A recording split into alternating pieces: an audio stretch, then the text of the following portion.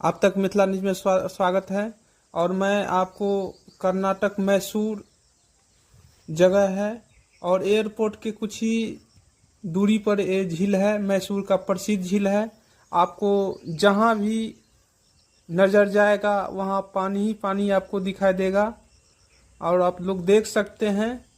और देखिए ये चारों तरफ एयरपोर्ट से कुछ ही आपको दूर जहाँ भी पे है। देखोगे वहाँ पर पानी ही पानी आपको दिखाई देगा। यहाँ पे जो है एकदम और काफी बड़ा लेक ये है। मैसूर का प्रसिद्ध झील है बहुत ही सुंदर लेक है, बहुत ही और साफ चारों पानी। तरफ झील के चारों तरफ लेक का जितना आपको तारीफ किया जंगल जाए ही उतना जंगल ही कम है। नजर आएगा।